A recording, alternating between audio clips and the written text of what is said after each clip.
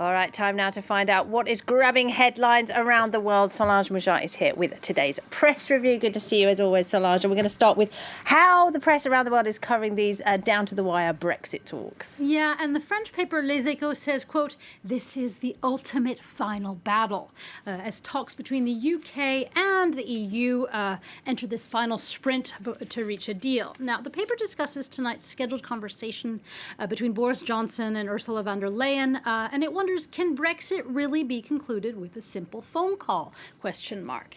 Now, for the Times, that may be so. Major steps, they say, have been taken, but the paper also notes that patience is running out and that Emmanuel Macron has said he's ready to abandon talks if necessary and prepare for a no-deal Brexit. Meanwhile, the Daily Express says that it's Boris Johnson who's ready to pull the plug unless Brussels compromises on key remaining issues such as common standards and the possibility of imposing future tariffs if those standards are not level. Now, in regard to this quote-unquote leveling of the playing field, Patrick Blower of the Daily Telegraph describes it as a clock that is indeed ticking down, with both sides struggling to get the hands of time to go their way. Yeah, nice imagery there with the fish stuck in the middle. And tell us how are some of the other cartoonists covering the story? Well, how did we get here to this final hour? That is the question that The Guardian is asking in its editorial. It lays blame not so much on, quote, staunch leavers or purist remainers, but on wantonly destructive politics, end quote.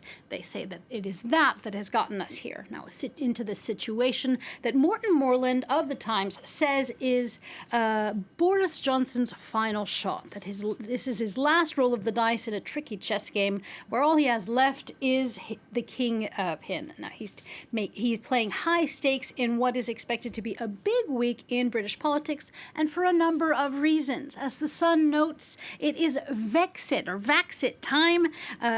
With its headline, not only is the Brexit agony almost over, but vaccines have begun arriving in British hospitals, and the government expects to prepare to vaccinate residents tomorrow. And for the cartoonist Peter Schrank, it is a make or break week for Johnson, with him high atop his Brexit wall as he's trying to be the first in vaccines and also the first in leaving the EU. He could be laughing his way to success, or he could be about to fall onto the spikes below him. All right, let's talk about something else, because the Egyptian president is in France. He's just kicked off a 3-day state visit, and President Macron is under some pressure, isn't he? Yeah, and as L'Orient Le Jour, the Lebanese paper, it puts this visit into context.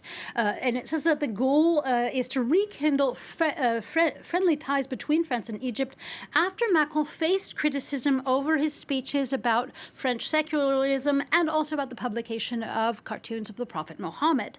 And it's also, this meeting is to discuss ongoing problems like the plight of the Palestinians, like ongoing negotiations over Libya. Now, the Lebanese paper says that beyond this rapprochement, there is also another issue that could potentially create tension, and that is Egypt's human rights record. Now, in this regard, Le Monde cites human rights groups that have expressed their outrage that France is rolling out the red carpet for a leader who they say has jailed 60,000 dissidents in Egypt. And the paper reminds its readers also of another subtext here, that is that France has surpassed the U.S. in selling weapons to Egypt, a lucrative arms deal that in 2017 came to the whopping tune of 1.5 billion euros. Ooh, big money. All right, finally, a story that's quite close to our hearts, isn't it, Solange? This is one for people who have to get up at all sorts of funny hours for work. Yes. Especially you. You were up really early, weren't you?